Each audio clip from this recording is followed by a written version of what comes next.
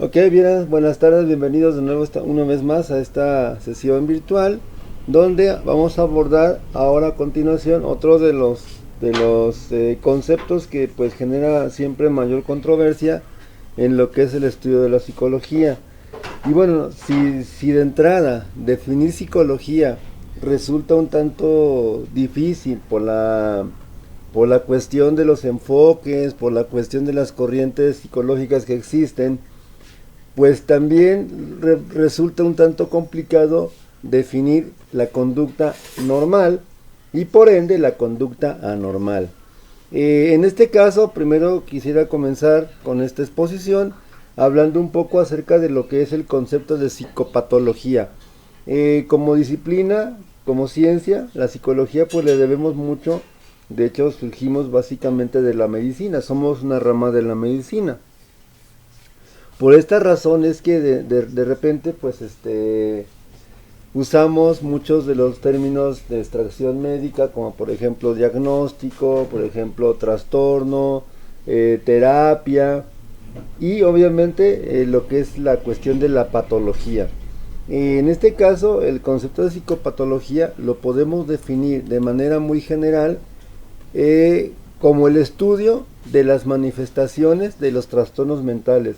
Esta definición, pues lógicamente es un tanto escueta, pero en realidad pues abarca mucho justamente las dimensiones a través de las cuales se va a manifestar un comportamiento anormal o un trastorno mental.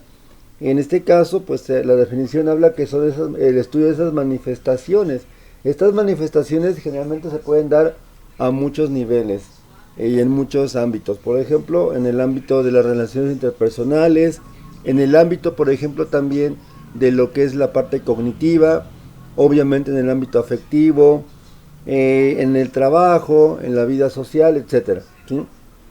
Entonces, justamente la psicopatología va a ser esa rama de la psicología clínica que se va a encargar de estudiar justamente esas manifestaciones, a cómo un trastorno mental se va a manifestar en lo que es la conducta de un sujeto y en la vida diaria de un sujeto, ¿sí?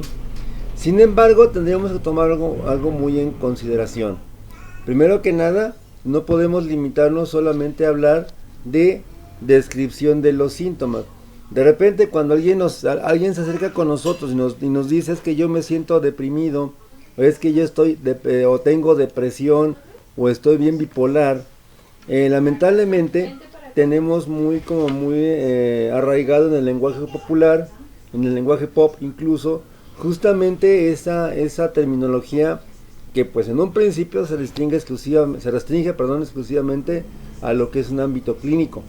Se habla de depresión, se habla de neurosis, se habla de bipolaridad, se habla de esquizofrenia, se habla de locura incluso, pero simplemente se habla sin conocer a profundidad todo lo que implica estas terminologías, ¿sí?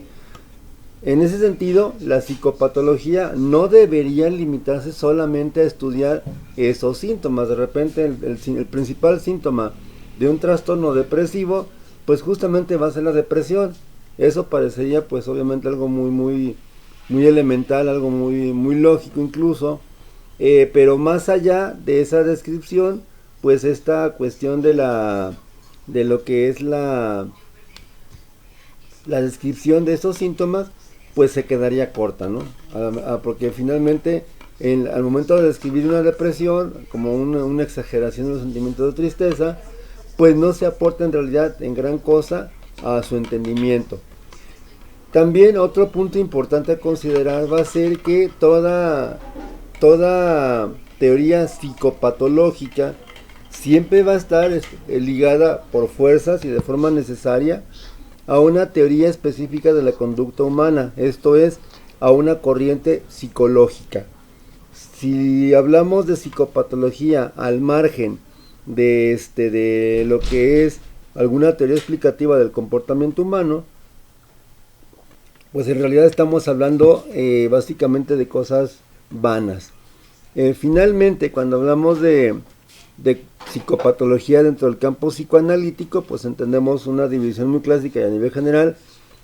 Básicamente Freud hablaba de pacientes psicóticos y también hablaba de pacientes neuróticos. Él decía también, como se ha venido discutiendo pues en las últimas sesiones, pues que finalmente todos somos propensos a la neurosis. Y justamente para entender esa neurosis y en sus manifestaciones sintomatológicas, pues justamente tenemos que entender la dinámica del aparato psíquico para poder ser capaces de comprender justamente cómo un proceso en un principio fisiológico se transforma en un síntoma psicopatológico y acaba obviamente por repercutir pues en la vida de las personas, ¿sí? En ese sentido, justamente como dice la información, tendríamos que hablar que toda corriente psicopatológica tiene la obligación estricta de explicar cómo es que se llegó a ese síntoma. O sea, como un sujeto sano de repente desarrolla a lo mejor de forma gradual o de forma intrusiva, de forma espontánea, cierta sintomatología psicológica, ¿sí? Entonces, finalmente esas son las limitaciones de la psicopatología en lo general. Pues básicamente entonces, así como resumiendo un poco el asunto, no es nada más describir síntomas, tampoco es hablar de los síntomas en ausencia de alguna teoría, de algún enfoque, a pesar de que sea un enfoque biológico, y mucho menos es explicar la conducta simplemente, más bien, no explicar la conducta en función de los porqués de esa conducta, ¿sí? Por lo tanto, el objetivo de la disciplina psicopatológica sería describir los síntomas, lógicamente es algo que finalmente también es necesario hacer, evaluar esa sintomatología, esos síntomas, ponderarlos pues en pocas palabras, en alguna situación, en alguna tabla de contrastación, en algunas estadísticas, etcétera, y pues como comentaba, es también investigar las causas y los procesos que están alterados, ¿sí? Es decir, ¿por qué si hablamos siempre de que la depresión es la causal de los trastornos depresivos, sobre todo el episodio depresivo mayor, ¿por qué no profundizar un poco en esa cuestión de por qué se habla exclusivamente de síntomas de tristeza en un trastorno del estado de ánimo como lo es el trastorno la depresión mayor o el trastorno bipolar, ¿sí? Entonces finalmente es necesario investigar cómo se llega a esa situación, a esa condición, ¿sí? Continuando con el tema, pues podríamos decir que también en ese sentido la psicopatología, por lo tanto, va a tener por fuerzas un carácter de disciplina básica, ¿no? Es decir, no podría haber una intervención terapéutica, una psicoterapia, sin antes haber planeado o haber investigado un poco los procesos psicopatológicos, de un sujeto. Esto es muy elemental, es muy sencillo. Básicamente tú vas al médico, el médico pues te va a hacer un estudio, una evaluación, que puede ser desde una simple auscultamiento, una simple auscultación pues con los signos vitales básicos, hasta a lo mejor solicitar exámenes de gabinete ya más específicos, o a lo mejor incluso algún tipo de prueba que sea mucho más más complicado de aplicar y de evaluar y de calificar, ¿sí? Entonces por eso es necesario hablar que justamente la psicopatología tiene por fuerzas un carácter de disciplina básica, y por lo tanto también muy importante es que ese carácter básico también va a ser por fuerzas multidisciplinar. De repente un error que a veces cometen muchos profesionistas en áreas de ciencias de la salud justamente va a ser argumentar que en el caso del médico negar lo psicológico, y en el caso del psicólogo negar lo médico. Por fuerza ambas instancias, lo psicológico y lo somático corporal, pues están intrínsecamente ligadas, no puede funcionar una sin la otra, ¿sí? Entonces finalmente esto obliga pues finalmente a cooperar entre especialistas para lograr entender el comportamiento desviado, comportamiento normal de una persona, ¿sí? Por eso es la multidisciplinaridad. Bien, pasamos ahora como comentaba al principio de esta exposición, a definir lo que es la conducta normal, ¿sí? De entrada, si tenemos una definición de conducta anormal, quiere decir entonces que habrá una conducta normal, ¿sí? Y bueno, aquí llegaríamos al punto de, bueno, entonces, ok, a lo mejor por moda, pues ahorita es a lo mejor aceptar ciertos comportamientos como comunes, que aunque originalmente eran comportamientos hasta cierto punto anómalos.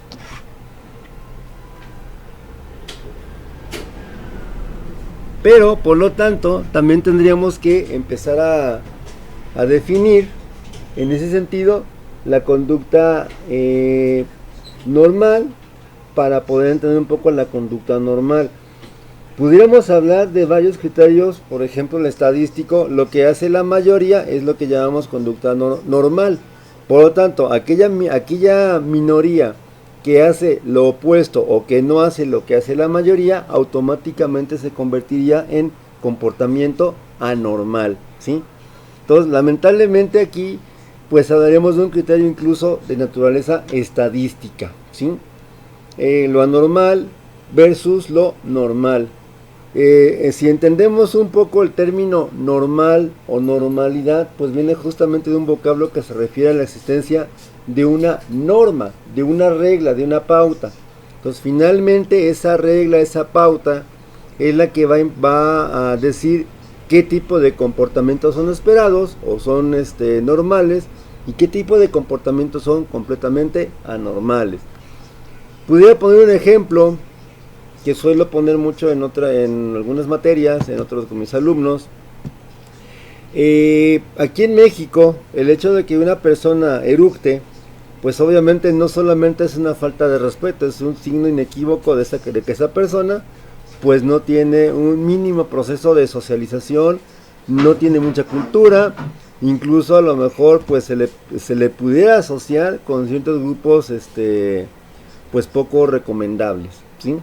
En cambio, si una persona en un contexto de Medio Oriente, que es invitado a una fiesta, a una comida formalmente, no eructa, en ese sentido el eructo ahí de repente sería como una forma de manifestarle al anfitrión mi reconocimiento, mi agradecimiento y mi satisfacción por la cena, por la comida.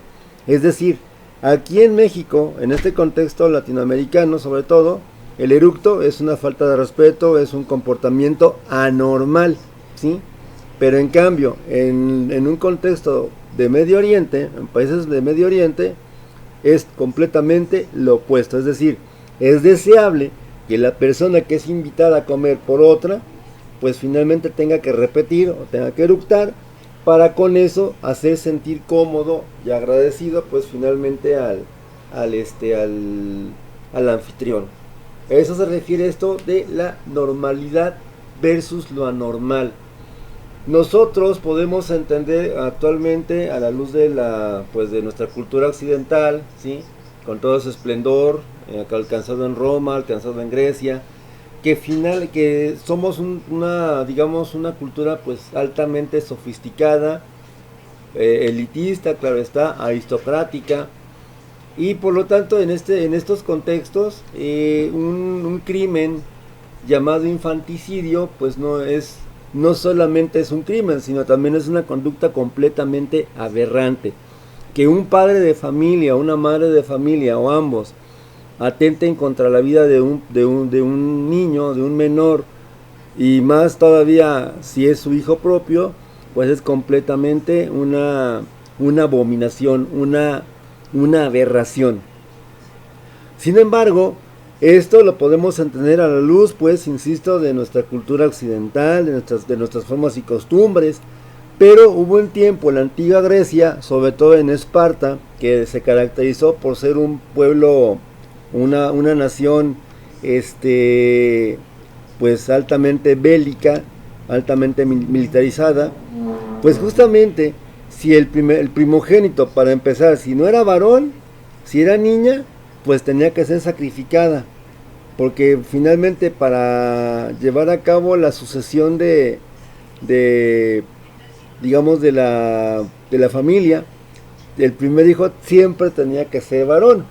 Si no era varón, pues lógicamente se eliminaba, se mataba, pues en pocas palabras, a ese producto, ¿sí? Y obviamente en ese contexto nadie decía nada. Nadie decía que es nadie le decía a esto infanticidio, que sí lo era. Insisto, esto a los ojos de nuestra cultura occidental, que irónicamente proviene justamente de lo que es los países griegos, de lo que es Grecia, de la antigua Grecia. Es decir, tenemos una fuerte herencia también helénica. Bueno, también de repente, si este primogénito, ok, vamos suponiendo que finalmente fue primogénito el hijo, fue varón, pero resulta que nació con alguna discapacidad, con alguna malformación, labio leporino, paladar hendido, espina bífida, discapacidad intelectual, no sé, algún tipo de deficiencia física. Era una obligación de los padres también sacrificarlos justamente en beneficio de criar una raza de guerreros por excelencia. O sea, finalmente eso, insisto, en un contexto presente es un homicidio, es un infanticidio con agravantes de la ley. Sin embargo, en ese entonces no lo era. Era básicamente una costumbre, era completamente normal. Entonces, por lo tanto, podemos entender la dificultad que nos conlleva siempre a definir un comportamiento normal de un comportamiento típicamente anormal. Otra vertiente que nos puede ayudar a entender un poco lo que es la conducta anómala, la conducta normal, es una teoría originada en Estados Unidos allá por los años 60, donde se decía que, por ejemplo, toda la conducta normal era una exageración caricaturizada de procesos psicológicos sanos.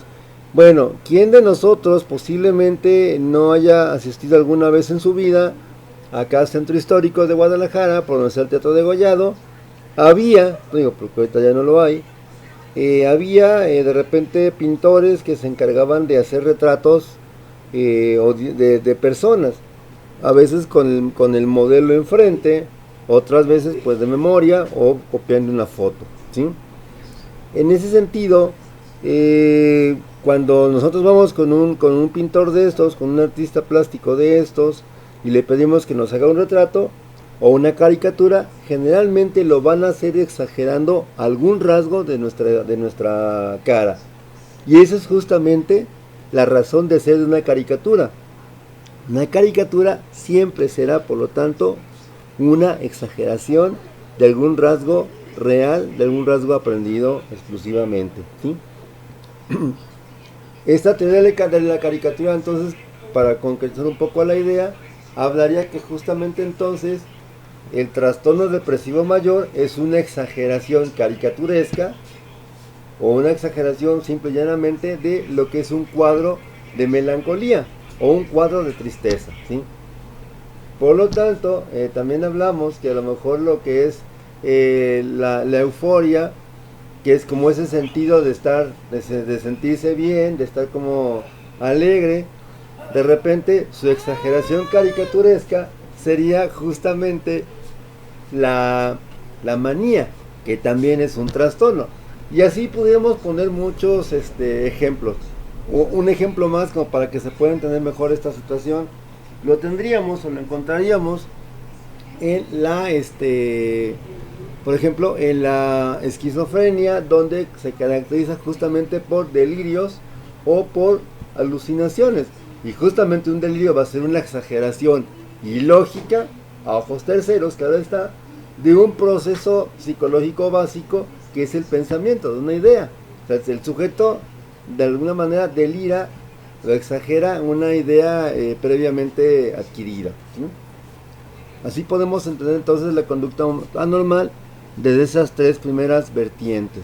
Lo que es como, bueno, en ese sentido, el uno que no lo había explicado, también la conducta anormal se puede entender como cualquier tipo de comportamiento extravagante, raro o anómalo que sea objeto de atención especializada por un clínico.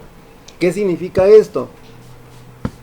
El hecho de fumar compulsivamente, el hecho de beber compulsivamente, de repente, ok, un cigarro tal vez no sea un trastorno, pero de repente ya cuadros de adicción al tabaco, pues sí sería a lo mejor una situación que requiere la intervención especializada de un clínico. Al igual que, por ejemplo, una persona que a lo mejor, ok, una cervecita, una copa de vino, de licor, no sé, a lo mejor cada 8 días, pues a lo mejor no tendría ningún tipo de, digamos, de connotación patológica. Sin embargo, si el sujeto ya no puede dejar la bebida, o de repente es tanta su adicción que ya no puede básicamente funcionar sin ningún tipo de tratamiento, ya sea psicológico o médico, pues básicamente este sujeto puede llegar a morir por una intoxicación, ¿sí? Entonces, ahí vemos justamente entonces que también la conducta normal se puede entender como todo aquello que requiere la intervención especializada de un clínico, ¿sí?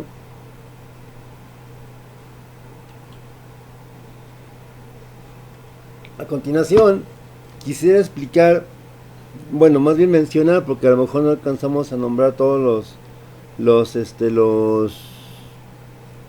características, unas 5 características que se nos ponen o se nos proponen como aquellas que nos van a ayudar a identificar cuándo es una conducta patológica, ¿sí? Número 1, en el inciso A tenemos cualquier tipo de alteración que me genere a mí algún tipo de sufrimiento personal, lo puedo llamar entonces una característica patológica o síntoma, ¿sí? O sea, cualquier cosa que me haga sentirme mal a mí va a ser justamente entonces eso, un síntoma, y pues obviamente puede ser que yo amerite tener una intervención más específica con este tipo de padecimientos o trastornos, ¿no? De igual manera, podríamos por ejemplo hablar de que pacientes infantiles que a lo mejor tartamudean al momento de estar hablando o leyendo en público, pues estos niños pudieran ser objetivos justamente también de una situación pues no sé, como de intervención justamente con fines correctivos. Eso sería en cuanto a lo que es la primera característica, o sea, es decir, psicopatología o trastorno mental o enfermedad mental va a ser aquella condición que me produzca a mí un sufrimiento a nivel personal. La siguiente, la segunda, va a ser que esa conducta normal me provoque a mí un fallo generalizado en mi capacidad de adaptarme a un entorno de forma eficiente, ¿sí?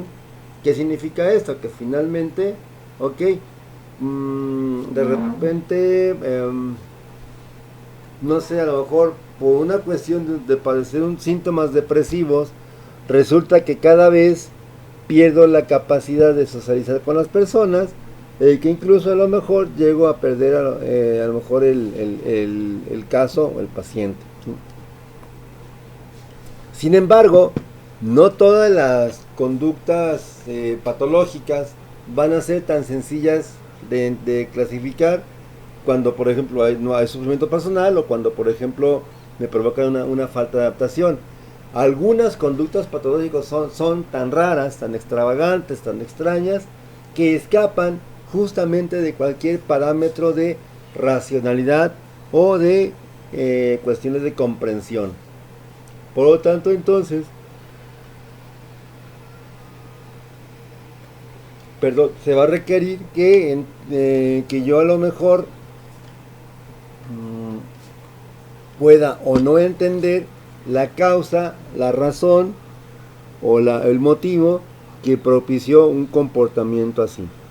De repente a lo mejor una persona que, pues no sé, tiene insomnio toda la noche, pues lógicamente yo podría hablar de que tiene algún tipo de enfermedad orgánica, ¿sí? Por lo tanto, a lo mejor mi capacidad de entenderla o de ser racional, pues escapa justamente cuando intento explicar esa conducta.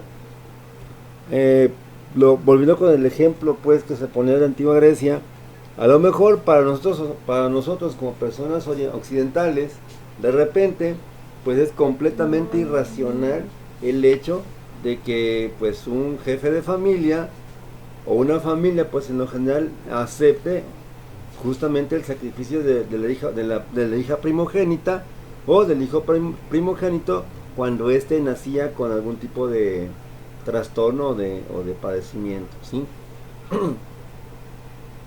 Algunas conductas también van a ser tan, digamos, tan caóticas o tan desorganizadas que van a provocar un malestar inminente en un observador. Por ejemplo, aquí hablaremos un poco de las parafilias, ¿sí? De los trastornos parafílicos. Cuando en algún momento se llegue a hablar de parafilias, pues básicamente tendremos que entender dos cosas. Una, todos experimentamos en mayor o menor grado algún tipo de trastorno algún tipo de parafilia. Pero no todos los pacientes o no todas las personas que tenemos alguna parafilia desarrollamos un trastorno parafílico. Esto es importante entenderlo por una razón muy sencilla, porque justamente algunas parafilias son tan incómodas al observador, por ejemplo el voyerismo o el exhibicionismo, que de repente pues eso también puede servir como una característica más para identificar qué es lo normal y qué es lo anormal, ¿sí? Es decir, el grado de malestar que provocan en mí una conducta de un sujeto. Por ejemplo, supongamos, yo voy en un transporte público y de repente, a lo mejor, un sujeto, un varón, se para cerca de mi asiento, incluso demasiado cerca, violando un poco pues la cuestión de la proxemia, o sea, acercándose mucho más de lo convencional, y de repente a lo mejor me doy cuenta que está con una excitación, pues obviamente esto me va a provocar a mí un malestar, ¿sí? Aunque a lo mejor el sujeto no me ofenda directamente o no me haya hecho nada, pero me va a provocar un cierto tipo de malestar a mí. Y eso básicamente sería también como una característica más para intentar definir lo que es la conducta anormal. Y otra última pues característica, no por ello mucho menos importante, va a ser justamente la de que toda conducta psicopatológica, casi siempre o de forma invariable implica o representa una violación de códigos morales y códigos éticos. ¿Qué significa esto? Perdón. ¿Qué significa esto? Que por ejemplo, volviendo con las parafilias, el hecho de que un sujeto le guste o a lo mejor tenga algún tipo de fijación con personas de mínimo 13 años de edad para arriba, es decir, que sean adolescentes todavía, no jóvenes, pues de repente se puede ver como una patología de tipo sexual. Y esto justamente también pasa porque finalmente se han violado algunos códigos ideales. Por ejemplo, aquella idea de que, las relaciones sexuales consensuadas solamente pueden ocurrir entre hombre-mujer, adultos, con pleno conocimiento. Sin embargo, cuando se involucran niños, de repente pues algo ya no está bien, algo ya fue roto, algo se tergiversó. Por lo tanto, en ese aspecto, pues a lo mejor yo pudiera pues prescindir de esa más bien, no prescindir, más bien pudiera enjuiciar esa conducta en función de qué tanto se aparta o transgrede ciertas reglas ya escritas de anticipo, o de antemano, perdón. Bien, básicamente entonces esta sería la primera intervención sobre un tema pues bastante extenso, que es justamente lo que es la introducción a la psicopatología. Igual de alguna manera pues invito a que se reflexione sobre este tema, que es es apasionante, pero también es muy delicado, porque finalmente ya lleva ciertas implicaciones. No me resta más que agradecer su atención y pues desear que estén bien y que sigan mandándome sus deudas a través del grupo. ¿Sí? Por mi parte es todo y gracias.